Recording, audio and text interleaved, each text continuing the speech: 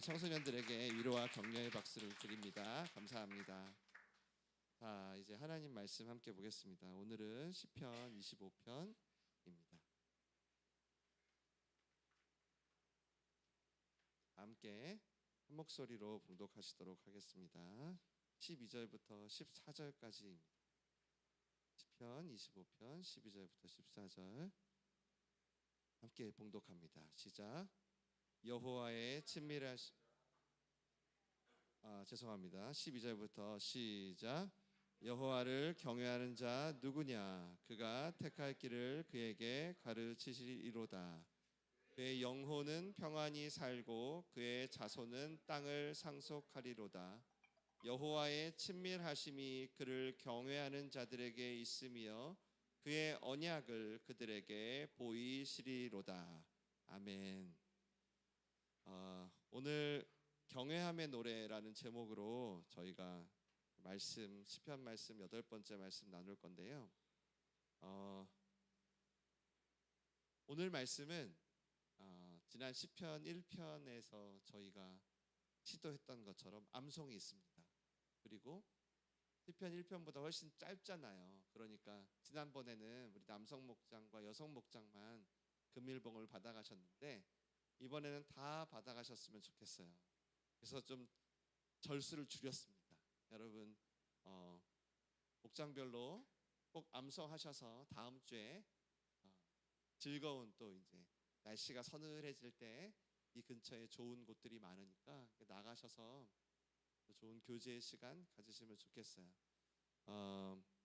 저희가 지난주 첫 예배를 마치고 오후 5시에 은혜를 묵상하면서 이제 시편 앞에 서게 되었습니다. 오늘 25편 경외함의 노래이고요. 오후 5시에 은혜를 경험한 자들은 바로 이 경외함의 노래를 부르게 되어 있음을 제가 여러분과 함께 나누고 싶었습니다. 이미 금요예배에서 이 시편을 읽으신 분도 계시죠. 한 주간 기도하면서 이 노래가 이벤트적으로 한 번 들리고 끝이 아니라 지금 우리 민들레올시 공동체에는 계속 되새김질되고 계속 울려 퍼져야 할 노래구나 라는 걸 깨닫게 되었어요. 중요하니까 계속 반복하고 되새김질이 필요하겠다. 그래서 제가 오늘 말씀을 되도록 많이 읽을 거고 또 여러분에게 암송도 권하는 것입니다. 한 번만 처음부터 다시 읽어보도록 하겠습니다. 같이 봉독하시죠. 시작. 여호와를 경외하는 자 누구냐? 그가 택할 길을 그에게 가르치시리로다. 그의 영혼은 여호와의 친밀하심이 그를 경외하는 자들에게 있으며 그의 언약을 그들에게 보이시리로다. 아멘. 이 말씀을 나를 향한 레마의 음성으로 들으시기를 간절히 축원합니다. 네, 그리고 꼭 도전하세요. 시편 1편보다 아주 짧습니다. 14절만 한 번 더 읽을까요? 14절이 좀 핵심 구절이어가지고 자주 읽으면 읽을수록 여러분 암송이 되실 거예요. 시작. 여호와의 친밀하심이 그를 경외하는 자들에게 있으며 그의 언약을 그들에게 보이시리로다. 아멘. 아멘. 한 번만 더 읽겠습니다. 시작.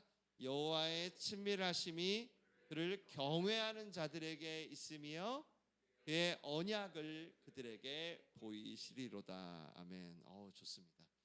여호와의 친밀하심이 시편 25편의 주제입니다. 오늘은 그 친밀함의 노래를 부르기 전에 그 준비라고 생각하시면 좋겠고요.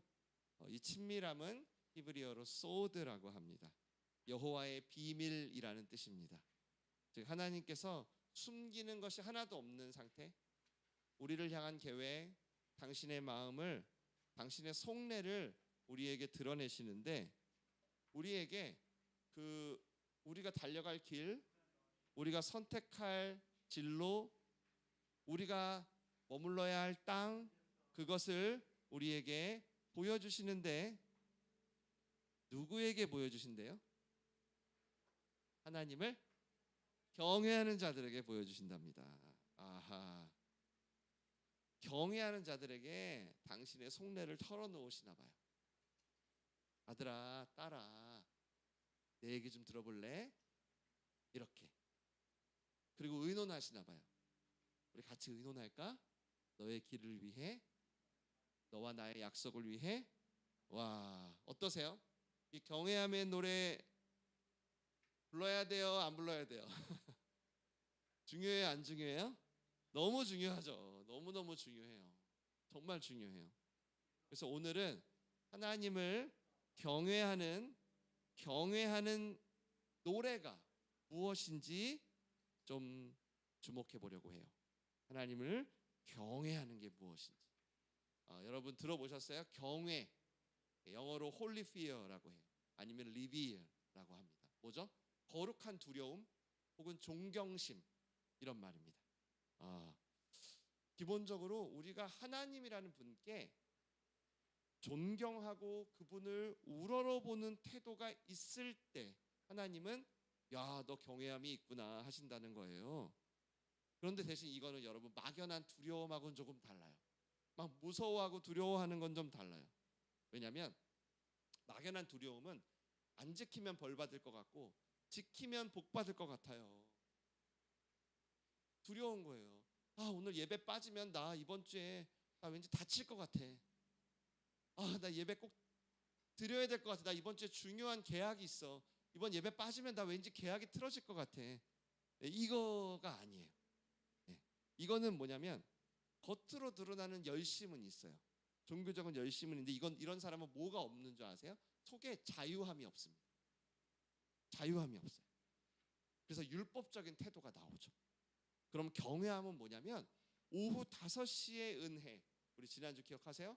오후 5시의 은혜에 대한 존경과 감사가 그 동기가 되는 거예요. 그러니까 나를 불러주신 그 은혜에 너무 감사해서 처음에는 한 데나리온의 재정, 한 데나리온의 건강, 한 데나리온의 가정, 한 데나리온의 진로, 한 데나리온의 대학, 한 데나리온을 위해서 교회 왔어요. 한 데나리온 받으려고 하나님 믿었단 말이에요. 그런데 이제는 나를 5시에 불러주신 하나님께 너무 감사해서 남은 나의 1시간의 생애 동안 이제는 진짜 포도원지기 되신 하나님을 공경하고 그분을 존경하는 것을 말해요. 조금 차이가 느껴지세요? 조금 더 쉽게 하나 설명해 드릴게요. 경외함이 뭐냐 할 때, 여러분 운전해서 오신 분들 많죠. 자동차에는 크게 2가지가 있어요. 엑셀레이터가 있고요, 욱 나가는 브레이크가 있습니다. 끽 멈추는. 우리가 운전하면 누구나 이 2가지를 다 밟아야 돼요. 맞죠? 하나만 있으면 큰일 납니다. 반드시. 신앙생활이 그렇다는 거예요.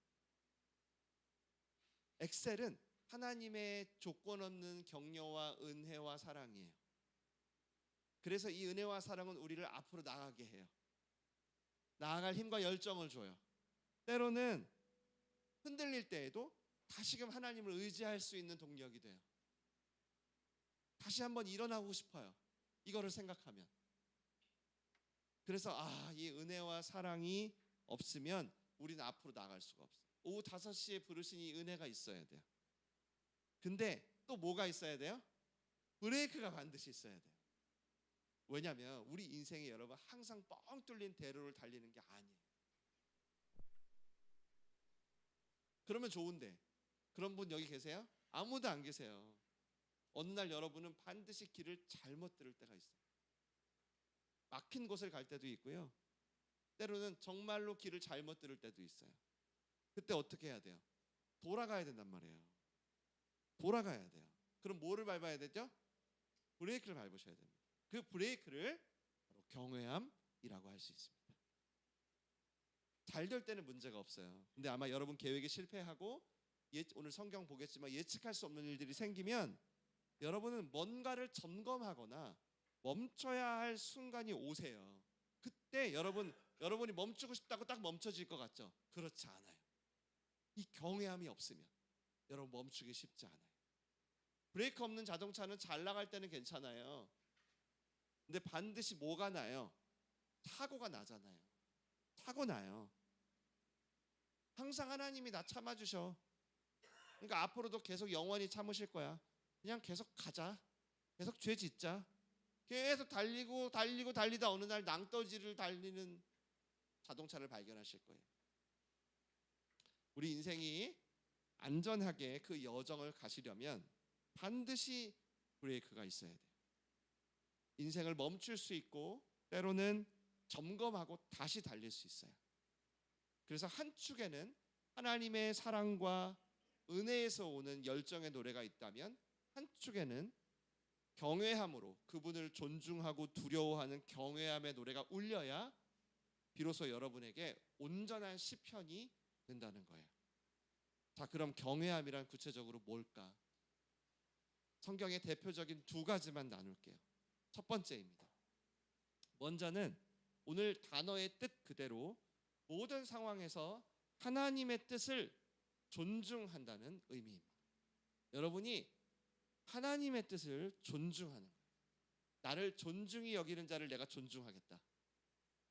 나를 범사에 존중하니 내가 너의 길을 지도하겠다 말씀하시죠? 경외함은 기본적으로 하나님의 뜻에 대한 존중과 존경입니다. 그래서 히브리어로 카바드라고도 해요. 무거움이라는 뜻이에요. 무게감. 나는 하나님의 능력과 지혜와 의견을, 나는 그분의 생각을 아주 무겁게 인정해. 우리가 하나님의 뜻을 가장 무겁고 소중한 걸로 인정해. 수많은 인생의 뜻이 있어. AI가 말해주는 뜻도 있고 유튜브가 주는 뜻도 있고 내 생각도 있어. 수많은 뜻 중에 나는 하나님의 뜻을 최우선으로 따를 거야. 내가 아직 하나님 뜻이 뭔지 모르지만 나는 그렇게 따르고 싶어 하시면 여러분을 향하여 사랑하는 내 아들과 딸이 나를 존중하네. 하나님은 우리가 당신을 경외하는 줄 아신다는 거예요. 그리고 오늘 우리가 읽었던 친밀함을 여러분에게 부으십니다. 우리 사무엘상 말씀 읽어볼게요. 시작. 블레셋 사람들이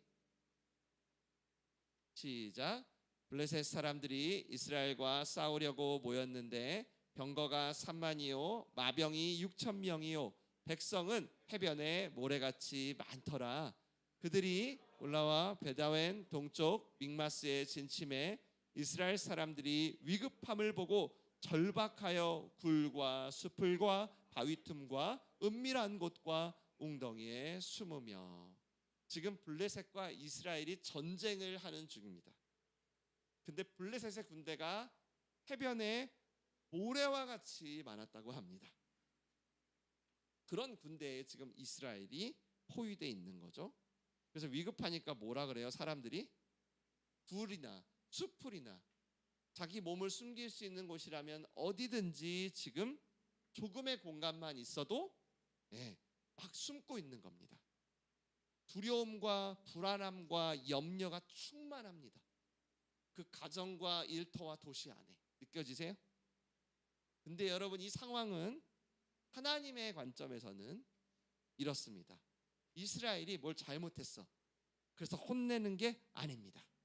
성경에 이렇게 적혀 있습니다. 이것은 너희가 무엇 잘못해서 벌받는 게 아니라 바로 사울이라는 너희의 왕에 대한 경외함 테스트다.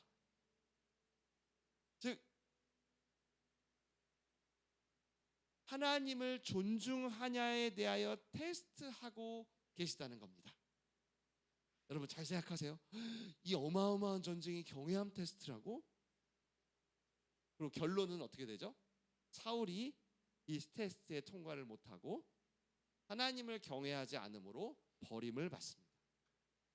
즉 이 전쟁의 상황이 오직 하나님을 경외하는 게 있냐 없냐에 달려 있었다라는 것을 꼭 기억하세요. 갑자기 전쟁이 터집니다. 바다의 모래와 같은 적군이 몰려옵니다. 우리는 변변한 무기도 하나가 없습니다. 근데 성경은 그 전쟁이 어마어마한지 어떠했는지 전쟁이 어떻게 치러졌는지는 단 한마디도 기술하지 않고 오직 경외함이 있었냐 없었냐만 기록합니다. 여러분 돌아보셔야 되는 거죠. 뭘 돌아봐야 될까요?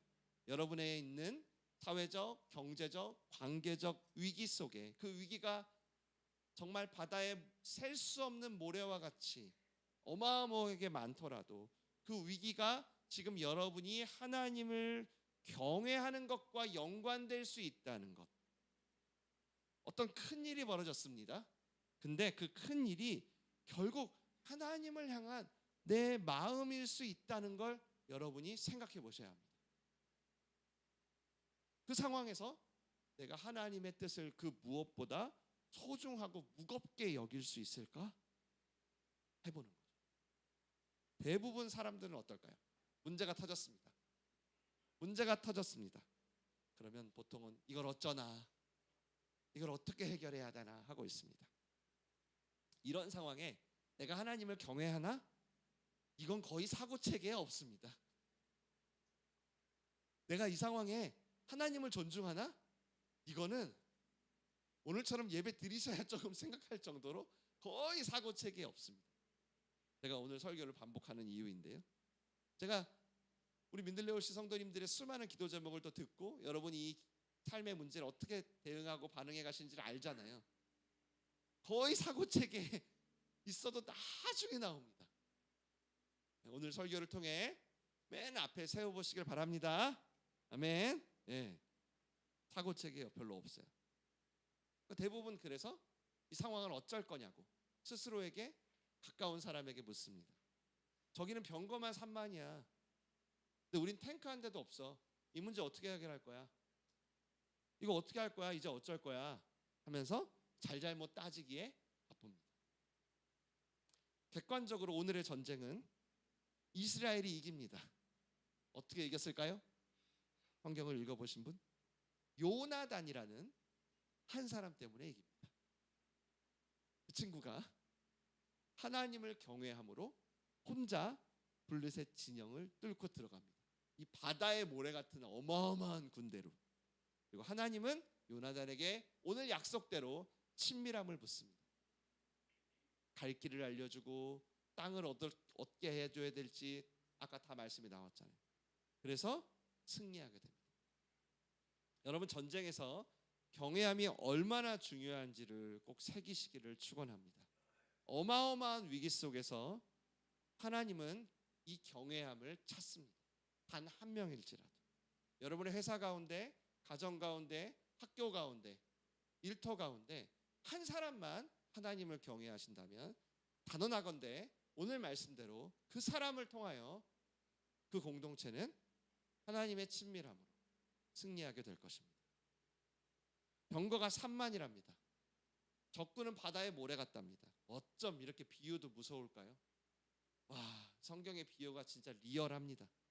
그러니까 이게 무슨 얘기냐면 정말 강력한 상황, 강력한 문제, 도저히 내 힘으로 해결할 수 없는 문제가 터진 겁니다.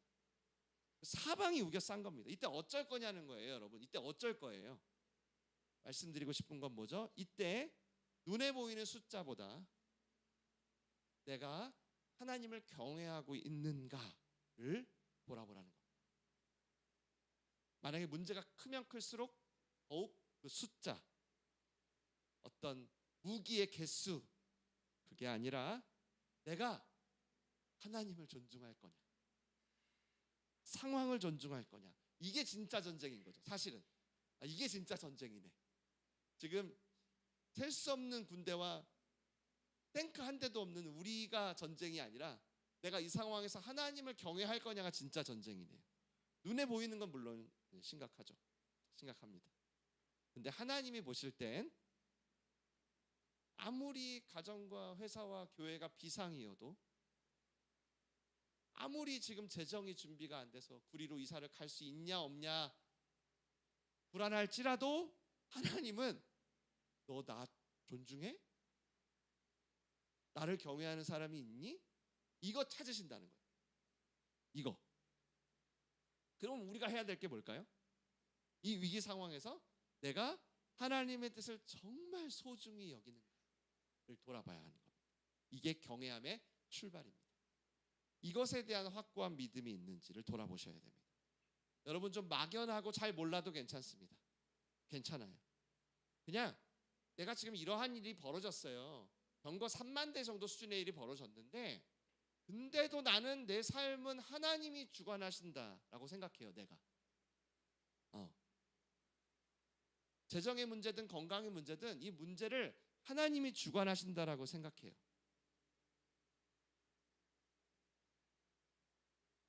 그러면 그분의 뜻이라는 게 있을 거 아니에요. 내가 지금 잘은 모르지만. 그렇죠. 그리고 뭐 내 뜻도 있겠죠. 그리고 뭐 보이진 않지만 사단의 뜻도 있겠고 뭐 다 있을 거예요. 근데 그 중에 여러분이 하나님의 뜻을 가장 무겁고 옳다고 믿느냐는 거예요. 그 마음과 태도가 있느냐는 거예요. 제가 종종 얘기하는 게 있어요. 정말 자주 얘기하죠. 여러분 인생의 위기가 왔어요. 그러면 그때는 기도라는 걸 해야 하는데 이 위기 없애주세요. 다시는 안 힘듦, 안 괴로움 되게 해주세요. 이렇게 하지 마시고, 왜냐하면 여러분 그렇게 기도를 해도 기도하는 여러분이 안 믿어요. 기도하는 여러분이 안 믿겨서 기도를 계속 못 하세요. 그리고 더 불안해. 그러니까 고쳐주세요, 잘 되게 해주세요, 만사형통 이러면 여러분이 그 기도를 하고도 불안하다니까요. 왜 그럴까요? 왜? 믿음이 없기 때문에. 위기가 닥치면 늘 말씀드리잖아요. 제발 그때는 기도라는 걸 하셔야 된다. 언제까지 하셔야 돼? 지금 내 문제보다 하나님에 대한 믿음이 커질 때까지. 내 마음에서 하나님이라는 존재가, 내가 오늘도 찬양했잖아요. 우리 찬양하고 기도했단 말이에요. 하나님이라는 분이 내 이 셀 수도 없는 문제보다 더 커질 때까지는 믿음을 구하는 기도를 하셔야 돼요. 하나님, 나 너무 상황이 압박이 심해요. 하나님 안 보이고 믿음이 없어져 버린 것 같아요. 믿음을 주세요. 믿음을 주세요.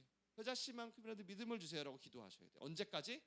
여러분의 지금 닥친 이 문제보다 하나님에 대한 믿음이 커질 때까지 하셔야 돼요. 그래야 친밀함이 부어져요. 그래야 여러분이 그 상황에서 오늘 요나단처럼 갈 길을 찾게 돼요. 여러분 당장 문제가 사라집니까? 아니에요. 그리고 그 문제는 지금 사라져도 파도처럼 계속 올걸요? 나병 6천이래요. 적군은 모래와 같고.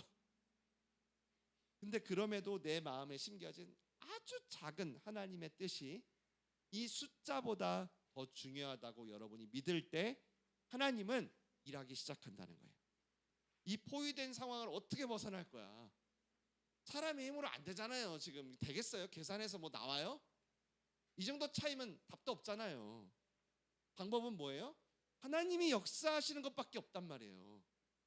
근데 그 역사의 근거가 뭐래요? 경외함이라는 거예요. 경외함. 혹시나 여러분 하나님 뜻 어렵게 생각하지 말아요. 이미 말씀 안에 다 있고요. 여러분이 경외함은 마음으로 한 절이라도 읽고 한 단어라도 따르게, 한 어떤 메시지라도 따르려고 하잖아요. 그럼 충분해요. 우리 한번 읽어볼게요. 신명기 시작. 감추어진 일은 우리 하나님 여호와께 속하였거나 나타난 일은 영원히 우리와 우리 자손에게 속하였나니 이는 우리에게 이 율법의 모든 말씀을 행하게 하심이니라. 하나님의 뜻이 두 가지래요. 하나는 뭐예요? 감춰진 게 있대요. 드러나지 않은 게 있대요. 영원히 모를 수도 있는, 하나님께만 있는. 근데 또 뭐가 있대요? 나타난 뜻이 있대요. 이미 계시된 뜻은요, 우리에게 속했대요. 우리에게, 우리가 열심히 공부하고 연구해서 알아내야 될 게 아니라 이미 속했대요. 모든 말씀을 행하게 하려고. 그러니까 우리가 살 뜻은 이미 다 말씀해 주셨다는 거예요. 너무나 상세히. 내가 거룩하니 너희도 거룩해라. 회개하고 제사함을 받으라. 죽게 하듯 이웃을 대해라. 부모를 공경해라. 등등등등등. 물을 필요도 없어요. 왜냐하면 너무 많아요. 여러분의 위기 상황에 여러분이 하나님의 뜻을 존중할 그 뜻이요, 억지로 기도해서 얻어내야 될 게 아니라 이미 너무 많아요. 상관없어요. 내 이 전쟁 상황과 상관없는 하나님의 뜻, 그런 거 생각하지 말아요.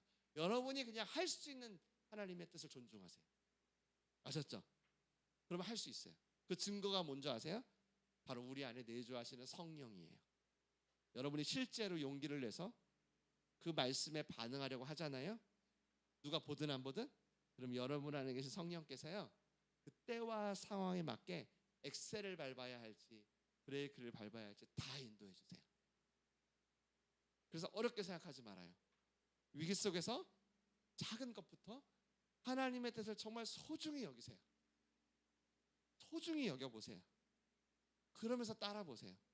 반드시 하나님의 친밀하심이 그 위기에서 벗어나 어떻게 하나님의 약속을 성취하는 길로 인도해 가실 것입니다.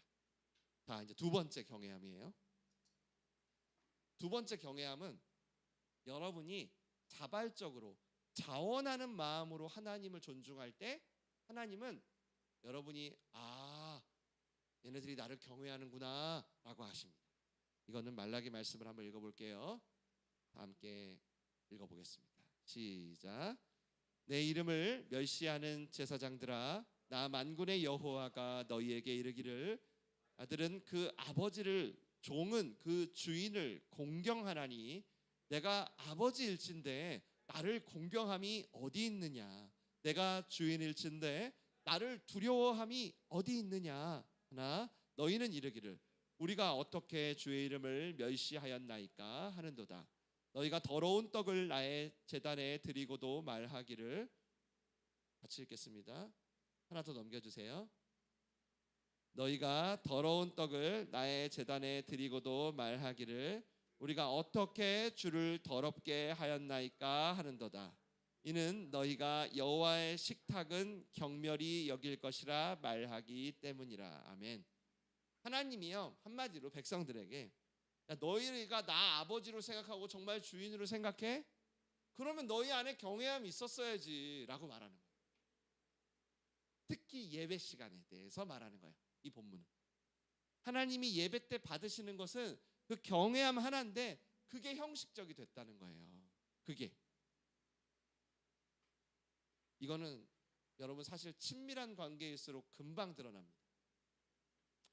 정말 이 사람이 나를 자발적으로 존중하는지 아니면 형식적으로 신용만 하는지.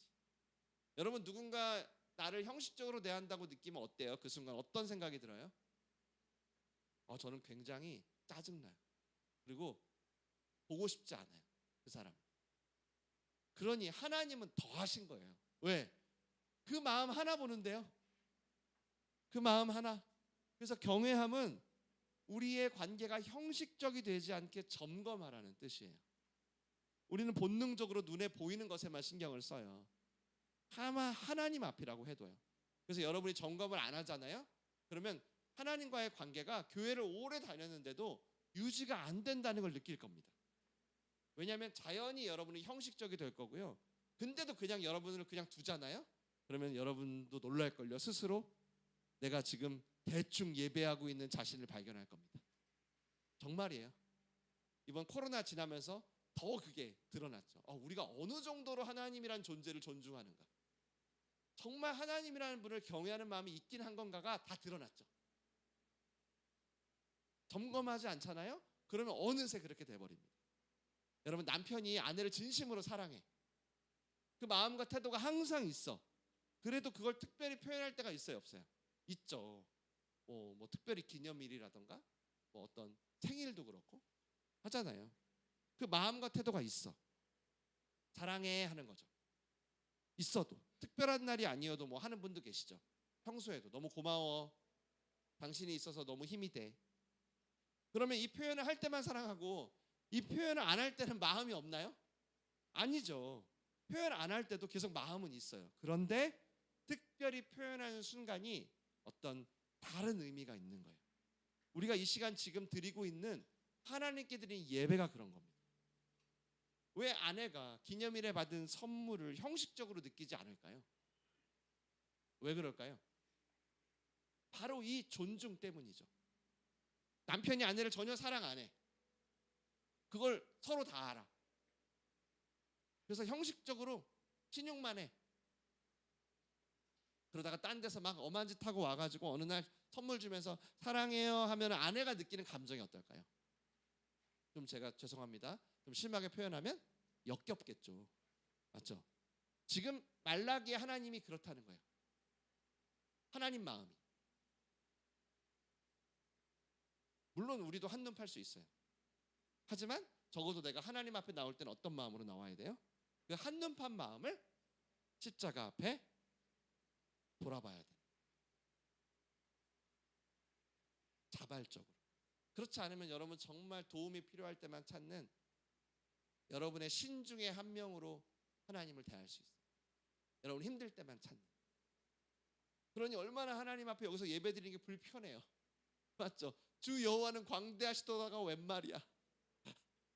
그냥 하나님은 내가 필요할 때만 날 도와주면 되는데 안 맞는 거예요. 서로.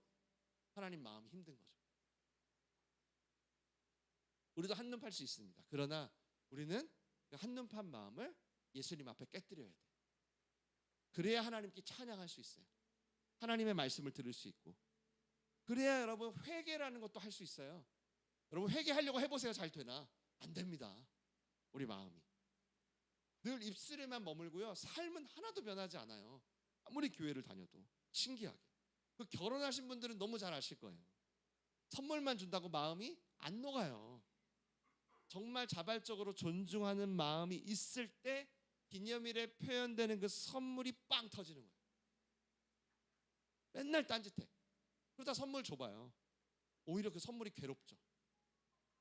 그래서 하나님을 향한 마음이 형식적이 되지 않도록 범사에 자발적으로 하나님을 경외하도록 점검하라는 거예요.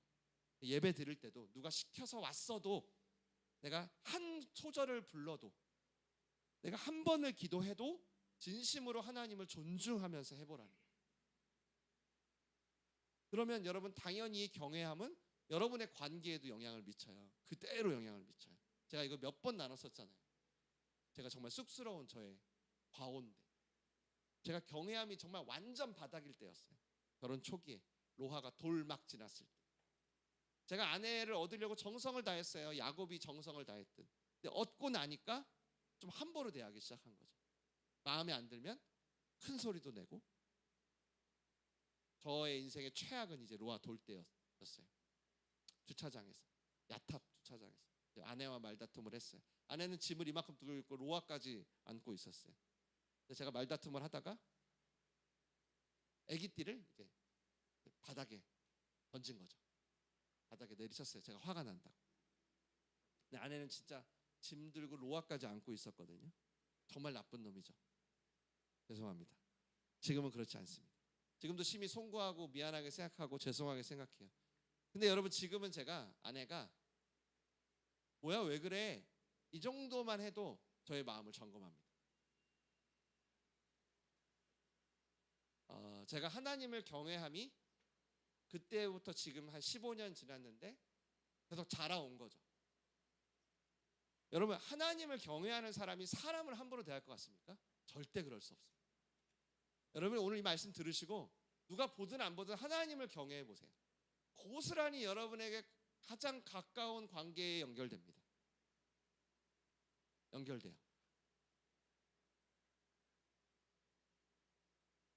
사람에게 함부로 한다는 건 그래서 하나님께도 함부로 한다는 겁니다. 시간이 지나면서 점차 저희에게 하나님을 경외함으로 서로를 존중하는 게 이제 자라온 거죠. 자라왔어요. 그래서 지금은 화나도 함부로 안 합니다. 왜 그럴까요? 왜 그럴까요? 서로 존중 안 하면 하나님이 싫어하신다는 걸 알기 때문에. 그래서 말싸움을 이겨도 하나도 안 기쁩니다. 더 죄송해. 하나님께, 아내에게. 여러분 경외함은 그래서 하나님과 여러분의 가까운 공동체에 고스란히 나타납니다. 그래서 여러분이 밖에서는 아무리 꾸며도 가정에서는 안 돼요. 그래서 여러분이 가정에서 좀 마음이 힘드실 때 내 마음에서 나온 것들이 있죠. 그게 여러분의 경외함의 수준이라고 생각하시면 됩니다. 그게 척도예요. 그걸 십자가 앞에 꺼내야 되는 거예요. 가족이 마음에 들지 않을 때, 내 공동체 지체들이 불편할 때 내가 자발적으로 하나님을 존중하듯 그분을 존중할 수 있는가? 무조건 모든 걸 제가 다 잘하라는 게 아니에요. 저도 못해요. 다만 연습이 있어야 합니다. 꾸준히. 그러다 보면 점점 여러분에게 불특정한 관계에서도 진전이 생겨요. 그리고 어려울 때도 형식적으로 하지 않고 경외함으로 벌어진 상황을 다스려가는 자신을 발견할 겁니다. 항상 최고의 컨디션은 아니라도 적어도 제가 원하는 건 예배 드릴 때는 자원함으로 나오려고 해보세요. 그 여러분의 동기가 정말 하나님을 존중하는 마음, 그리고 가족과 지체들을 대할 때 죽게 하듯이 해보세요. 그게 여러분의 위기와 도대체 무슨 상관이냐, 그런 고민이 드시죠? 오늘 설교 듣고 나중에 유튜브에서 또 들어보시면서 생각해보세요. 아, 이게 무슨 상관이야? 내가 하나님을 경외하는 거하고 내 위기하고. 제발 부탁입니다. 괜히 병거 3만 대랑 싸우지 마시고 하나님의 뜻을 소중히 존중함으로 하나님의 승리에 참여하는 게 뭔지를 경험하세요. 아셨죠? 그렇게 어느새 경외하는 자들에게 하나님의 친밀함이 어떻게 부어지는지 경험하실 거예요. 왜 자발적인 마음과 태도로 하나님을 경외하면 동시에 내 가족과 이웃들을 사랑할 수 있는지 경험하게 되실 겁니다. 오늘은 여기까지입니다. 다음 주는 경외함의 노래에 대해 오늘 들었다면 이걸 통해서 얻게 되는 친밀함의 노래를 나눌 거예요. 이번 주 다음 주가 제가 당분간 목장 모임과 여러분을 개인적으로 기도하고 돌보는 저의 초점입니다. 여러분의 인생에 있는 수많은 문제, 관계의 문제들이 그냥 적절히 묻어가는 게 아니라 어떻게 하나님께서 인도하실지를 볼 거예요. 정말 말씀을 듣고 여러분 반응하신 분들은 직접 친밀함이 부어져서 이 문제가 해결되고 어떻게 풀어졌는지도 간증하셔야 할 겁니다.